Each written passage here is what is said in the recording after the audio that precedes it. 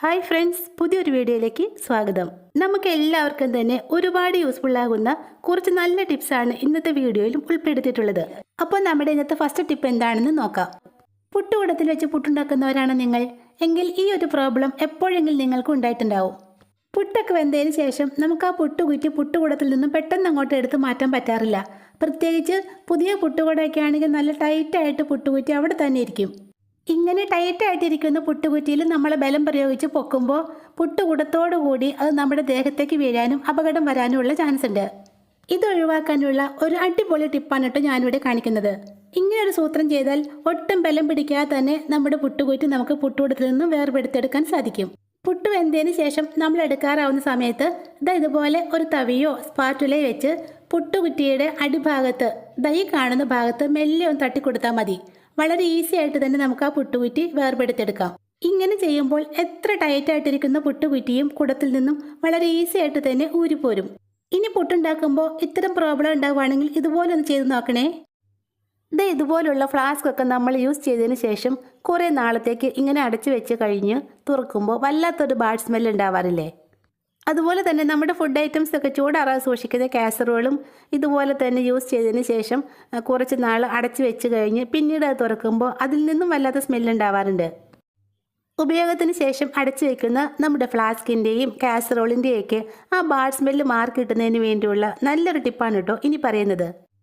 കുറേ നാളത്തേക്കൊക്കെ അടച്ചു വയ്ക്കാനുള്ള നമ്മുടെ ഫ്ലാസ്കും കാസറോളൊക്കെ സോപ്പിട്ട് നന്നായിട്ട് കഴുകി തുടച്ച് ഉണക്കിയെടുത്തതിന് ശേഷമാണ് ഈ ടിപ്പ് ചെയ്യേണ്ടത്. ഇതിനായിട്ട് നമുക്ക് വേണ്ടത് കുറച്ച് ന്യൂസ് പേപ്പർ കഷ്ണങ്ങളാണ് കേട്ടോ. നന്നായിട്ട് കഴുകി തുടച്ച് ഉണക്കിയെടുത്ത് നമ്മുടെ ഫ്ലാസ്കിലേക്കും കാസറോളിലേക്കും ഒക്കെ ഈ ന്യൂസ് പേപ്പർ കഷ്ണങ്ങൾ ഇതുപോലെ ഒന്ന് വെച്ച് കൊടുക്കാം. ചെറുതായി മുറിച്ച പേപ്പർ പീസ് ഇട്ടതിന് ശേഷം നമ്മുടെ ഫ്ലാസ്കും കാസറോളൊക്കെ നന്നായിട്ടൊന്ന് അടച്ച് സൂക്ഷിച്ച് വയ്ക്കാം. ഇനി ഇത് എത്ര നാൾ കഴിഞ്ഞിട്ട് തുറന്നാലും ഇതിൽ നിന്നും ഒട്ടും ബാഡ് സ്മെൽ ഉണ്ടാവില്ല.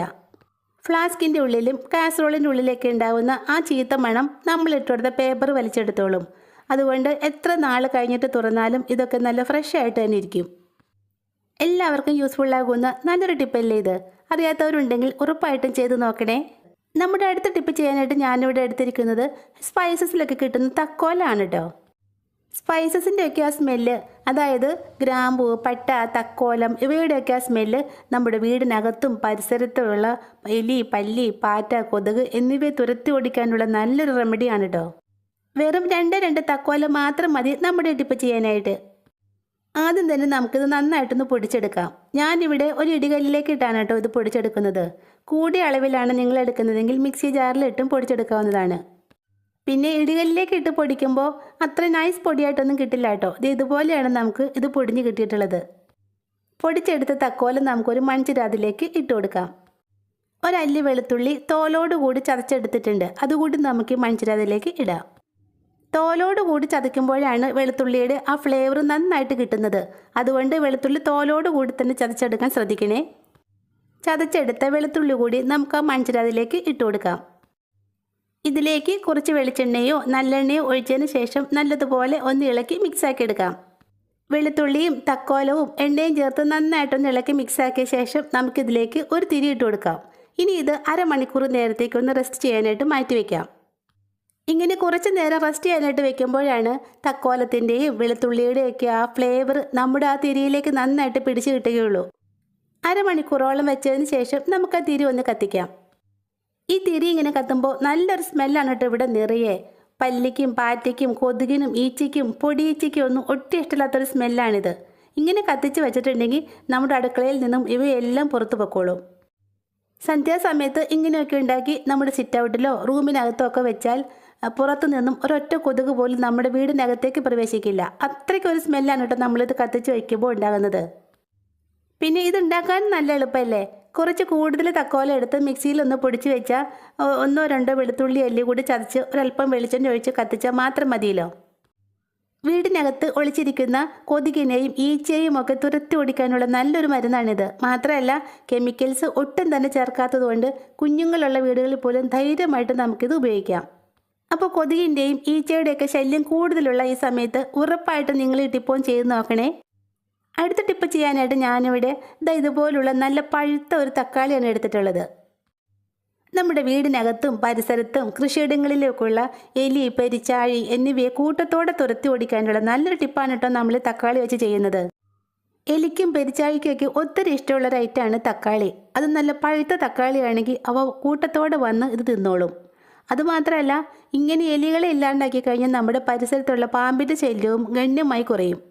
തക്കാളി ഞാനിവിടെ ഇതുപോലെ ഒന്ന് മുറിച്ചെടുത്തിട്ടുണ്ട്. ഇനി നമുക്കിതിലേക്ക് കുറച്ച് ഐറ്റംസ് കൂടി ചേർത്ത് കൊടുക്കാം. ഇതിലേക്കായിട്ട് നമുക്ക് കുറച്ച് തീപ്പെട്ടി കൊള്ളികൾ വേണം. ഒരു 7-8 തീപ്പെട്ടി കൊള്ളികളാണ് ഞാനിവിടെ എടുത്തിട്ടുള്ളത്. തീപ്പെട്ടി കമ്പിൻ്റെ അറ്റത്തുള്ള ആ മരുന്ന് മാത്രമാണ് നമുക്കിവിടെ ആവശ്യമുള്ളത്.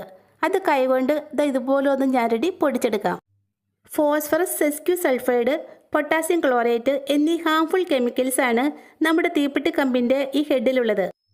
ഏത് ജീവികളുടെ ഉള്ളിലേക്കും ഇത് കൂടിയ അളവിൽ ചെന്ന് കഴിഞ്ഞാൽ അത് അവയുടെ ഡൈജഷനെ ബാധിക്കുകയും ക്രമേണ ആ ജീവികൾ ചത്തുപോവുകയും ചെയ്യും. അതുകൊണ്ട് കുഞ്ഞുങ്ങളൊക്കെ തീപ്പെട്ടി എടുക്കുമ്പോൾ പ്രത്യേകം ശ്രദ്ധിക്കണേ. ഈ തീപ്പെട്ടി കമ്പൊക്കെ വായിൽ വെച്ച് അവരിങ്ങനെ ചപ്പി കുടിക്കും. അപ്പോൾ അതിലെ കെമിക്കൽസൊക്കെ കുഞ്ഞുങ്ങളുടെ വയറ്റിലെത്തുകയും അത് പല ആരോഗ്യ പ്രശ്നങ്ങൾ ഉണ്ടാക്കുകയും ചെയ്യും. അതുമാത്രമല്ല, കൂടിയ അളവിൽ ഈ മരുന്നൊക്കെ ഉള്ളിൽ ചെന്നാൽ കുഞ്ഞുങ്ങൾക്ക് അപകടം സംഭവിക്കാനും സാധ്യതയുണ്ട്. 8 തീപ്പെട്ടി കമ്പിലെ മരുന്ന് ഞാനിവിടെ തക്കാളിയുടെ മുകളിലേക്ക് ഇട്ട് കൊടുത്തിട്ടുണ്ട്. ഇനി നമുക്കിതിലേക്ക് ഒരു 1/4 ടീസ്പൂൺ ബേക്കിംഗ് സോഡ കൂടി ഇട്ട് കൊടുക്കാം. ആസിഡിക് നേച്ചർ ആണല്ലോ നമ്മുടെ തക്കാളി. അപ്പോൾ നമ്മുടെ തക്കാളിയിലുള്ള ആസിഡും അതുപോലെ തീപ്പെട്ടി കമ്പിലുള്ള കെമിക്കൽസും നമ്മൾ ഇട്ട് കൊടുത്ത ബേക്കിംഗ് സോഡയും കൂടി ചേരുമ്പോൾ നല്ലൊരു കെമിക്കൽ റിയാക്ഷനാണ് ഇവിടെ നടക്കുന്നത്. എലി, പെരിച്ചാഴി എന്നിവയെ കൂട്ടത്തോടെ കൊന്നൊടുക്കാനുള്ള നമ്മുടെ മരുന്ന് ഇവിടെ റെഡി ആയിട്ടുണ്ട്. പക്ഷേ ഇതിങ്ങനെ വെച്ചാലൊന്നും എലിയും പെരിച്ചാഴിയും ഒന്നും ഇതിൻ്റെ അടുത്തേക്ക് പോലും വരില്ല. അതിന് വേണ്ടി നമുക്കിതിലേക്ക് ഒരൈറ്റം കൂടി ചേർത്ത് കൊടുക്കാം. മണം പിടിച്ച് വരുന്ന ജീവികളാണ് എലികൾ. അപ്പോൾ എലികളെ നമ്മുടെ മരുന്നിനടുത്തേക്ക് ഒന്ന് ആകർഷിക്കുന്നതിന് വേണ്ടി നമുക്കിതിലേക്ക് ഒരല്പം ശർക്കര ഇട്ട് കൊടുക്കാം. ഒരു കുഞ്ഞു പീസ് ശർക്കര നന്നായിട്ടൊന്ന് പൊടിച്ചതിന് ശേഷം നമുക്ക് ഈ തക്കാളിയുടെ മുകളിലേക്ക് ഒന്ന് സ്പ്രെഡ് ചെയ്ത് കൊടുക്കാം. തക്കാളി നീരും ശർക്കരയും ചേർന്നപ്പോൾ നല്ലൊരു സ്മെല്ലാണ് കേട്ടോ. എലികളെയും പെരിച്ചാഴികളെയൊക്കെ ആകർഷിക്കാൻ പോകുന്ന നല്ലൊരു സ്മെല്ലാണിത്. എലി, പെരിച്ചാഴി എന്നിവയുടെ ശല്യമുള്ള സ്ഥലങ്ങളിൽ, അതായത് നമ്മുടെ മുറ്റത്തിൻ്റെ അരികിലും കാർപോർച്ചിലും മതിലിൻ്റെ സൈഡിലും ഒക്കെയാണ് എലിയുടെയും പെരിച്ചാഴിയുടെയൊക്കെ ശല്യം കൂടുതലായിട്ടുള്ളത്. അവിടെയൊക്കെ നമുക്ക് ഇതുപോലുള്ള ഓരോന്നുണ്ടാക്കി വയ്ക്കാം. സന്ധ്യാസമയത്താണ് എലിയൊക്കെ തീറ്റ തേടി നമ്മുടെ വീടിൻ്റെ പരിസരത്തേക്ക് വരുന്നത്. അപ്പോൾ ആ സമയത്ത് ഉണ്ടാക്കി വയ്ക്കുന്നതാണ് ഏറ്റവും നല്ലത്. തക്കാളിയുടെയും ശർക്കരയുടെയൊക്കെ മണം പിടിച്ചു വരുന്ന എലികൾ നമ്മുടെ മരുന്ന് മുഴുവനോടെ തന്നെ തിന്നും. അങ്ങനെ അവയുടെ വയറിനകത്ത് നമ്മുടെ മരുന്നെത്തുമ്പോൾ തീപ്പെട്ടിക്കൊള്ളിയിലെ കെമിക്കൽസും നമ്മുടെ ബേക്കിംഗ് സോഡയും ചേർന്ന് അവയുടെ വയറിനുള്ളിൽ പ്രവർത്തിക്കും.